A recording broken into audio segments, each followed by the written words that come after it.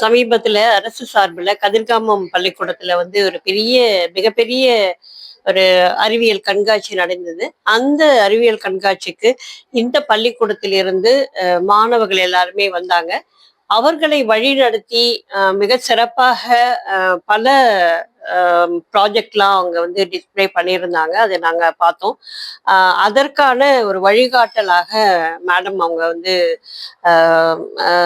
எல்லா விஷயங்களையும் செஞ்சிருந்தாங்க. அது மட்டும் இல்ல, இவர்களும் ஒரு ப்ராஜெக்ட் அங்க செஞ்சு அதுல வந்து செலக்ட் ஆகி மாநில அளவுல தேர்ந்தெடுக்கப்பட்டு இப்போ வந்து அடுத்த நிலைக்கு போக இருக்கிறாங்க. அவர்களுக்கு எங்களுடைய வாழ்த்துக்களை நாங்க தெரிவிச்சுட்டு, மாணவர்களுக்கு நீங்க எப்படி வழிகாட்டுறீங்க அப்படிங்கறத வந்து கொஞ்சம் சொல்லுங்கம்மா. பொதுவாவே மாணவர்கள் வந்து புத்தகத்தை மட்டும் படிச்சு அவங்களுடைய அறிவை வளர்த்துக்கிறது ரொம்ப தவறு. எல்லா விஷயத்தையும் அவங்க செயல்முறையில செய்து அவங்களுக்கு தெரிஞ்சத அவங்களா வெளியில கொண்டு வந்தாதான் நமக்கு அவங்களுக்கு புரிஞ்சுதா இல்லையான்றத எங்களால புரிஞ்சுக்க முடியும். அது போலதான் இப்போ நாங்க பண்ண 4 ப்ராஜெக்ட்டுமே ஒவ்வொரு ஸ்டூடெண்ட்டுமே அவங்களுக்கான புரிதலை ஏற்படுத்தின பிறகுதான் அந்த ப்ராஜெக்ட் நாங்க பண்றதுக்கே முயற்சி பண்ணோம். அதுக்கு வந்த ரிசல்ட் தான் இப்போ என்னோட ப்ராஜெக்ட் செலக்ட் ஆனதும். ஏன்னா இப்போ என்னோட ப்ராஜெக்ட் அத்தனையுமே வந்து மாணவர்களா செய்து அவங்க வெளிப்படுத்தினதுதான். அதுக்கான உதாரணம் என்னன்னா, நிறைய பழைய பொருட்களை நம்ம வந்து வேஸ்ட்ன்னு தூக்கி போட்டுடுறோம். ஆனா தூக்கி போடாம அதை நம்மளால மறுசுழற்சி பண்ணி பல விதங்கள்ல பயன்படுத்த முடியும் அப்படிங்கிற ஒரு காரணத்தினாலதான் இந்த ப்ராஜெக்டே செலக்ட் ஆச்சு. இது 4மே 4 வித்தியாசமான ஒரு தலைப்புகளை கொண்டதுதான். அந்த 4 தலைப்புகளுமே பாத்தீங்கன்னா இங்க இருக்கக்கூடிய 4 குழந்தைகளுமே செய்ததுதான். அதுதான் இன்னைக்கு தென்னிந்திய அளவுல என்னோட ப்ராஜெக்ட் செலக்ட் ஆனதுக்கான காரணம். நான் வந்து பார்க்கும்போது இந்த பையன் வந்து நம்மளுடைய வேஸ்ட் எல்லாம் வந்து ஒரு இதுல போடும்போது அது வெட்டு தனியாகவும் ட்ரை தனியாகவும் மெட்டல்ஸ் தனியாகவும் பிரிஞ்சு விழற மாதிரியான ஒரு அமைப்புல அவர் பண்ணியிருந்தாரு. அது ரொம்ப சிறப்பா இருந்தது. அதே மாதிரி இவங்க வந்து ரெஸ்ட் ரூம் வந்து நம்ம போகும்போது நிறைய கிருமிகள் அங்கிருந்து நமக்கு பரவிடுமோ அப்படிங்கிற ஒரு பயம் நமக்கு இருக்கும். அது இல்லாம கை வைக்காம எப்படி எப்படி அதை ஆப்ரேட் பண்ணலாம் அப்படிங்கிற அளவுக்கு அவங்க பண்ணியிருந்தாங்க. அதே மாதிரி இவங்க 2 பேருமே நிறைய விஷயங்கள் அதுல செஞ்சிருந்தாங்க. அந்த என்னென்ன மாடல் அவங்க பண்ணாங்க அப்படிங்கறது பற்றியும் இந்த பள்ளிக்கூடத்தை பற்றியும் அவர்களிடமே கேட்டுக்கொள்வோம். நான் வந்து என்ன பண்ணேன்னா, ட்ராக்கபிள் பொல்யூஷன் கண்ட்ரோல் இன் டிராஃபிக் சிக்னல். சப்போஸ் நம்ம வந்து வண்டிகள் இருந்து புகை வருது, நம்ம சுவாசிச்சா அது நம்மளுக்கு உடலுக்கு கேடுதல். அதனால நான் ஒரு ப்ராஜெக்ட் செஞ்சேன். அதான் இந்த ட்ராக்கபிள் பொல்யூஷன் கண்ட்ரோல் இன் டிராஃபிக் சிக்னல். அப்ப ஒரு சாம்பர் வந்து இருந்துச்சு. அது எங்கெங்க யூஸ் ஆகும்னா, அர்பன் டிராஃபிக் சிக்னல்ஸ்ல யூஸ் ஆகும். அது வந்து நல்ல ஸ்மோக் அனுப்புறதுக்கு நான் வந்து ஒரு சாம்பர் வச்சிருந்தேன். அந்த ப்ராஜெக்ட்ல அது வந்து சக் பண்ணி பியூரிஃபை பண்ணி அனுப்பும். அது நம்மளால சுவாசிக்க முடியும். ரொம்ப சிறப்பு தம்பி. உன்னுடைய வயசுக்கு இதெல்லாம் நாங்கெல்லாம் யோசிச்சு கூட பார்த்தது இல்ல. நிறைய புகை வருதே, என்ன செய்யுது இந்த உலகம் எப்படி இருக்கு அப்படின்லாம் யோசிப்போம். ஆனா அதுக்கு தீர்வு கண்டுபிடிக்கணும் அப்படின்னு நினைச்ச பத்தியா, அதுக்கு வந்து உனக்கு ஹேட்ஸ் ஆஃப். ஓகே, நீங்க சொல்லுங்க, நீங்க என்ன ப்ராஜெக்ட் பண்ணிருந்தீங்க, அது வந்து எப்படி அந்த சிந்தனை வந்தது அப்படின்னு சொல்லுங்க. ஃபர்ஸ்ட் ஆஃப் ஆல் வந்து இந்த ப்ராஜெக்ட் பண்ண விட்டதுக்கு வந்து எங்க பிரின்சிபலுக்கும் எங்க கைட் டீச்சருக்கும் எங்க பேரண்ட்ஸ்க்கும் தேங்க்யூ சொல்லிக்கிறேன். அப்புறம் இந்த ப்ராஜெக்ட் வந்து ஹெல்ப் பண்ண ஃபுல்லாவே எங்க கைட் டீச்சர் தான். அவங்க ஐடியா கொடுத்தாங்க, இந்த மாதிரி ரெஸ்ட் ரூம்ஸ் வந்து பண்ணா வந்து யூஸ் ஆகும் சொல்லிட்டு. ஆக்சுவலி என் பேர் எப்படி இருக்குன்னா வந்து ப்ராஜெக்ட் ஐ மீன் இந்த ரெஸ்ட் ரூம் டோருக்கு வெளில வந்து ஒரு சென்சார் வச்சிருப்போம். சென்சார் வந்து ஒரு பர்சன் ஃப்ரெண்ட் நிக்கிறாங்கன்னு சொல்லிட்டு டேக் பண்ணி டோர் ஓப்பன் ஆகி அவங்க ரெஸ்ட் ரூம் போயிட்டு ஃப்ரெஷ் பண்ண மட்டும் டோர் ஓப்பன் ஆகும், ஓப்பன் ஆகுது, லாக்லயே இருக்கும். இதை வந்து எங்க மிஸ் தான் ஐடியா கொடுத்தாங்க. இந்த இம்ப்ளிமெண்ட் பண்ணா டிசிஷன்ஸ் பரவது வந்து ஸ்டாப் பண்ணிக்கலாம். நிறைய ஐடியா மிஸ் கொடுத்தாங்க. Mobile rest room traffic police கொடுத்தாங்க. அப்புறம் டிரான்ஸ்பரண்ட் ரெஸ்ட் ரூம் இது பண்ண கொடுத்தாங்க.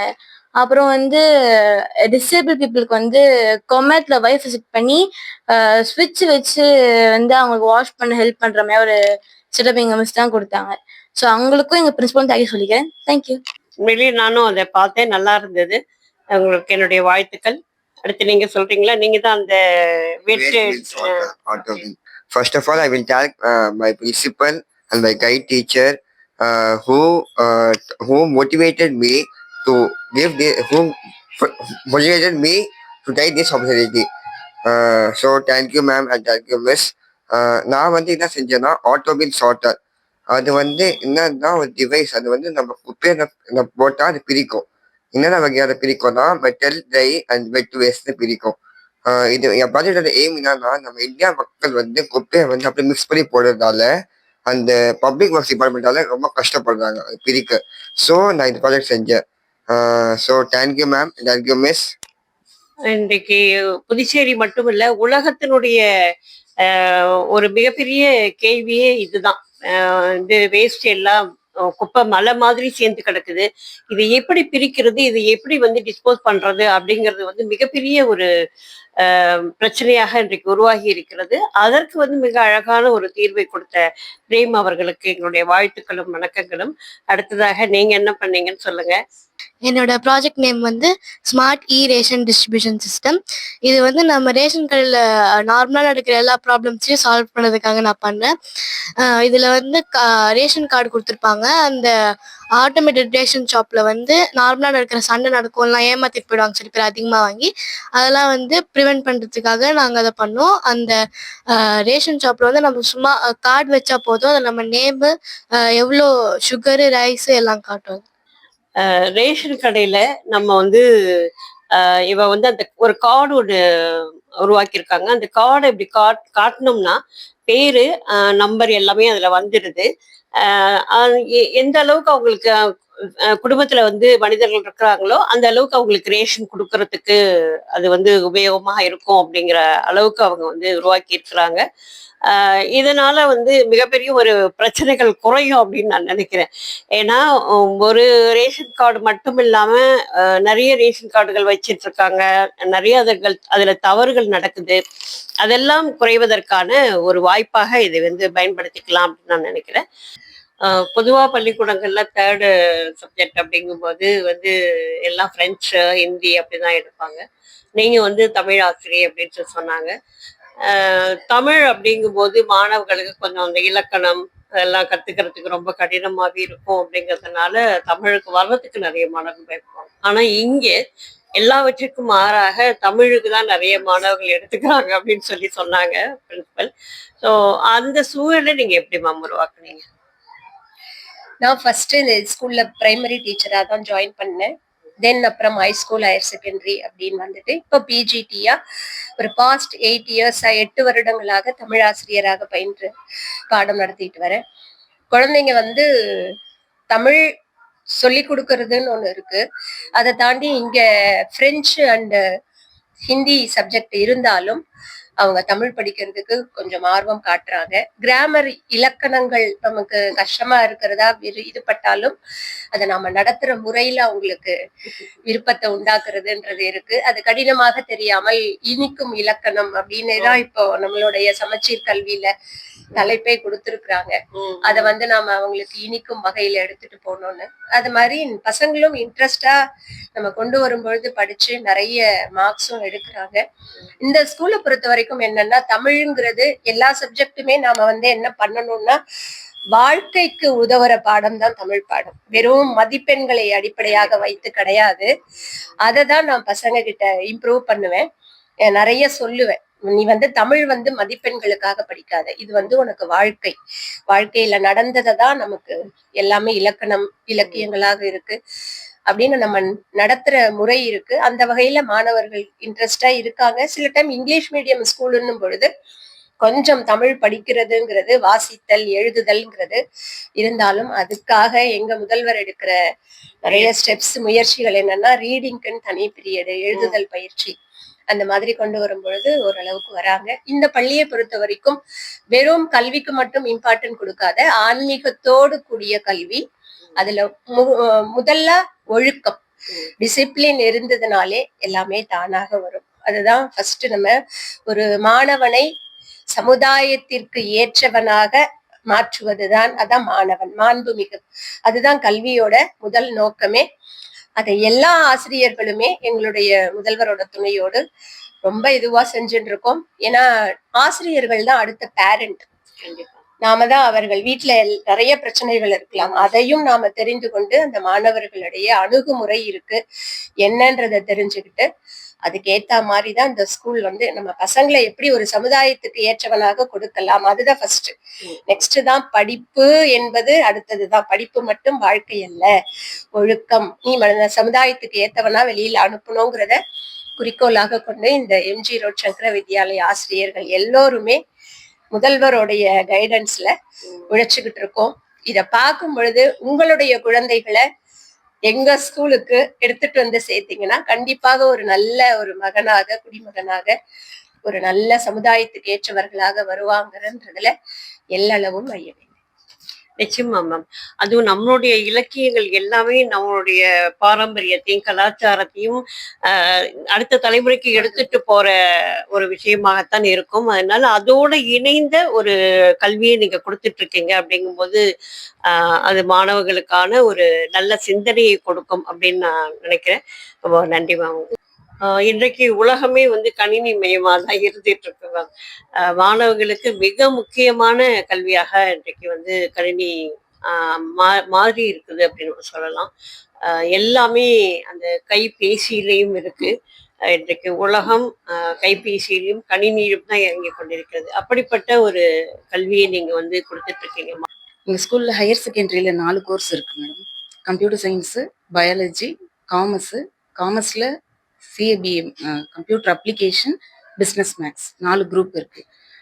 4 குரூப்லேயுமே சென்டென்ஸ் நிறைய கொடுத்துட்டு தான் இருக்கும். நாங்கள் ஹையர் செகண்டரி ஹேண்டில் பண்ணுறது கொஞ்சம் கஷ்டம்தான். ஏன்னா பசங்க அடலசன்ட் ஏஜில் இருக்காங்க, வேறு மாதிரி தான் இருப்பாங்க.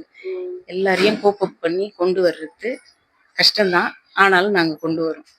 ஆமாம், பசங்க வெளியில் போகிறப்ப அகடமிக் சைடு இல்லாமல் அவங்களோட பர்சனல் சைடும் நல்ல பசங்களாக ஆக்கி அனுப்பும். ரொம்ப சிறப்பா மேம். அதுதான், ஏன்னா மாணவர்களுக்கு வந்து நல்ல ஒழுக்கம் தான் முதல்ல தேவை. அவன் வந்து நல்ல மனிதனாக இருக்கணும், அதுக்கப்புறம் நல்ல மாணவனாக இருக்கணும். அப்படிப்பட்ட ஒரு சிறப்பான பணியை நீங்க பண்ணிட்டு இருக்கீங்க. உங்களுக்கு எங்களுடைய வாழ்த்துக்கள் மேம். இந்த பள்ளிக்கூடத்தின் வைஸ் பிரின்சிபல் பவானி அவர்களை வந்து இப்ப பேசுறோம் அப்படின்னு நாங்க கேட்டுக்கிறோம். ஏன்னா இந்த பள்ளிக்கூடத்தினுடைய தலைமை பிரின்சிபல் வந்து பேசினாங்க நிறைய விஷயங்கள். நீங்களும் உங்களுடைய பள்ளிக்கூடத்தை பத்தி சொன்னீங்கன்னா இன்னும் நல்லா இருக்கும் அப்படின்னு நாங்க நினைக்கிறோம். கண்டிப்பா. எங்களோட பள்ளிக்கூடத்தை பத்தி சொல்றதுல நான் ரொம்ப பெருமைப்படுறேன். எனக்கு இந்த வாய்ப்பு அளித்ததுக்கு ஃபர்ஸ்ட் உங்களுக்கு நான் தேங்க் பண்ணிக்கிறேன் மேடம். Thank you so much. ஆக்சுவலா இது வந்து நம்ம கல்ச்சரை கல்வியோடு கொண்டு வர ஒரு நல்ல கல்வி நிறுவனம். அது மட்டும் இல்லாம டீச்சர்ஸ்க்கும் குழந்தைகளுக்கும் நிறைய வாய்ப்புகளை கொடுக்குற ஒரு நல்ல பள்ளிக்கூடமா இருக்கிறது. படிப்பு மட்டும் இல்லாம வேல்யூ பேஸ்ட் எஜுகேஷன், வாழ்வதற்குரிய அந்த ஆதாரங்கள் தேவைப்படுறது எல்லாத்தையுமே சேர்த்து இந்த பள்ளிக்கூடம் பிள்ளைகளுக்கு கற்பித்து கொடுக்கிறது.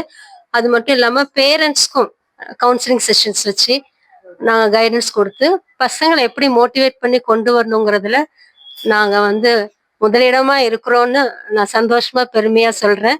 அதுக்கு எங்களோட பிரின்சிபலும் ஒரு காரணம். பிஹைண்ட் த ஸ்கிரீன் எல்லா டீச்சர்ஸுமே இருக்காங்க. சொல்லப்போனா இது ஒரு பள்ளிக்கூடமா இல்லாம ஒரு ஃபேமிலி நெட்வொர்க்காவே ஒர்க் பண்றோம். எந்த ஒரு நிகழ்ச்சியா இருந்தாலும் நாங்க எல்லாரும் சேர்ந்து செய்யறதுல எங்களை அடிச்சுக்கவே முடியாதுங்கிறத நான் பெருமையோட சொல்லிக்கிறேன். இந்த வாய்ப்பு அளித்ததுக்காக உங்களுக்கு நன்றி கொடுக்குறேன் மேடம். மட்டும் இல்லாம நான் இந்த ஸ்கூல்ல என்ட்ரி ஆகும்போது ஒரு நர்சரி டீச்சரா தான் உள்ள வந்தேன், கேஜி டீச்சரா. பட் அட் ப்ரெசன்ட் நான் வைஸ் பிரின்சிபலா இருக்கிறேன்னா அந்த ஸ்டேஜஸ் இந்த பள்ளிக்கூடம் எனக்கு கொடுத்துக்குங்கிறத நான் சந்தோஷமா பகிர்ந்துக்கிறேன். அந்த மாதிரி வாய்ப்பை எல்லாருக்குமே இந்த பள்ளிக்கூடம் கொடுக்கறதுங்கிறத நான் பெருமையோட சொல்லிக்கிறேன். உண்மையிலேயே மேம் வந்து ஒரு வைஸ் பிரின்சிபலா நீங்க வந்து இந்த மாணவர்களுக்கு கற்றுக் கொடுக்கின்ற அந்த பல வகை திறமைகளாகட்டும், நம்முடைய கலாச்சாரமாகட்டும், எல்லாவற்றையும் ஒன்று சேர கற்றுக் கொடுத்து ஒரு மாணவனை உருவாக்குகின்ற ஒரு பெரிய இடத்துல நீங்க இருக்கீங்க. உங்களுக்கு எங்களுடைய வாழ்த்துக்களை நாங்க தெரிவிச்சுக்கிறோம். நன்றி. மாணவர்களுக்கு வந்து முதல்ல நுழையிற அந்த இது இருக்கு இல்லைங்களா, பிரைமரிகிட்ட தான் நுழைவாங்க. அந்த இடத்துல அது அவங்க வந்து அம்மா அப்பாவை பிரிஞ்சு அந்த இடத்துக்கு வரும்போது அவங்களுக்கு அது வந்து ஒரு மிகப்பெரிய பயங்கர உலகமா இருக்கும். அதை தாண்டி அவங்கள வந்து நம்ம வழிக்கு கொண்டுட்டு வரும்போது அதுக்கப்புறம் ஒரு காலகட்டத்துல நம்மளை விட்டுட்டு அவங்க அம்மா அப்பா கிட்ட போகிறதுக்கு கூட அந்த பிள்ளைங்க வேண்டாம் அப்படின்னு சொல்லுவாங்க. அந்த மாதிரியான ஒரு சூழல் வந்து பிரைமரிக்கு மட்டும்தான் கிடைக்கும். அதை நீங்க எப்படி அனுபவிக்கிறீங்கன்னு சொல்லுங்க. இந்த வாய்ப்பை எங்களுக்கு கொடுத்த எங்க பிரின்சிபல் மேம்க்கு ரொம்ப தேங்க்ஸ். பிரைமரி செக்ஷன்ல அண்ட் நர்சரி செக்ஷன்ல மெயின்லி வர ஸ்டூடெண்ட்ஸ் எல்லாம் ரொம்ப சின்ன குழந்தைங்க. அவங்க வரும்போதே வரும்போதே அழுதுகிட்டே தான் வருவாங்க. ஸோ கொஞ்சம் டைம் எடுக்கும் அவங்கள சமாளிக்கிறதுக்கு. But our teachers are they kindly pacify them. ரொம்ப அழகா அவங்கள கொண்டு போவாங்க. 1 or 2 days தான் இது. நாட் ஆல் சில்ட்ரன் 1 or 2 daysலயே தே கெட் அக்கஸ்டம்ட். அந்த ஸ்டூடெண்ட்ஸ் ரொம்ப மற்ற ஸ்டூடெண்ட்ஸ் கூட நல்லா மிங்கிள் பண்ணி and second or third day itself அவங்க நல்லா ஜாலியாக ஹாப்பியாக வருவாங்க ஸ்கூலுக்கு. அதை நம்மளால பார்க்க முடியும். So only for nursery primary children அவங்க தட் இஸ் சின்ஸ் இப்போ நர்சரியில் அவங்க படிச்சிருக்கிறதுனால அவங்க ஹாப்பியாகவே ஸ்கூலுக்கு வருவாங்க. கண்டிப்பாக. இல்ல மேம், அவங்கள வசியப்படுத்துற முறைகள் ஏதாவது வச்சிருக்கீங்களா, ஏதாவது ஸ்பெஷலா? Teacher and student bonding will be very great, and teachers they are அந்த மாண்டசரி ட்ரைனிங்லாம் அட்டென்ட் பண்ணியிருக்காங்க. ஸோ அவங்களுக்கு நல்லா தெரியும் ஸ்டூடெண்ட்ஸ் எப்படி ஒரு பேரண்டல் கேர் எப்படி பேரண்ட்ஸ் மாதிரி எப்படி அவங்கள சொன்னா அவங்களால கன்வின்ஸ் பண்ண முடியுமோ அந்த அளவுக்கு கன்வின்ஸ் பண்ணுவாங்க. அண்ட் இந்த இடத்துல எங்களோட ஸ்டாஃப் சப் ஸ்டாஃப் அவங்களையும் சொல்லணும். கண்டிப்பா அவங்க ஒரு ஸ்டூடெண்ட்டையும் ரொம்ப கேர் எடுத்து பார்த்துப்பாங்க. அண்ட் கிளீனினஸ் ஆகட்டும், அந்த நர்சரி சில்ட்ரனுக்கு நம்ம கிளீனினஸ் ரொம்ப முக்கியம். ஸோ அந்த கிளீனினஸ் ஆகட்டும், அதே போல ஆஃப்டர்நூன் லஞ்ச் டைம்லலாம் சாப்பிட வைக்கும்போது அவங்க ரொம்ப கேர் எடுத்து எல்லாருமே வெஜிடபிள்ஸ் கொண்டு வராங்களான்றத பார்த்துப்பாங்க. பேரண்ட்ஸ்கிட்ட ரொம்ப பேசி பேரண்ட்ஸ் இன்கேஸ் ஜங்க் ஃபுட்ஸ்லாம் கொடுக்குறாப்புல இருந்தா they convince the parents, they make sure that everybody eats a healthy diet. And அவங்க இந்த நர்சரி சில்ட்ரன்லாம் ரொம்ப டைம் எடுத்துப்பாங்க சாப்பிட்றதுக்கு. So they give time and அவங்க எல்லாருமே ஃபுல் பாக்ஸை கம்ப்ளீட் பண்றாப்புல என்ஷூர் பண்ணிப்பாங்க. வீட்லயே ஒரு குழந்தைய சாப்பிட வைக்கிறதுங்கிறது பெரிய கடினமா இருக்கும். ஆசிரியர்கள் அப்படிங்கும்போது ஒரு ஒரு அம்மாவை தாண்டி அவர்கள் அம்மாவாகவும் இருக்கணும், டீச்சராகவும் இருக்கணும். அப்படிங்கும்போது மிகப்பெரிய ஒரு சிறந்த பணியை நீங்க செஞ்சிட்டு இருக்கிறீங்க. உமா மகேஸ்வரி, உங்களுக்கு என்னுடைய வாழ்த்துக்களை தெரிவிச்சுக்கிறோம். நன்றி.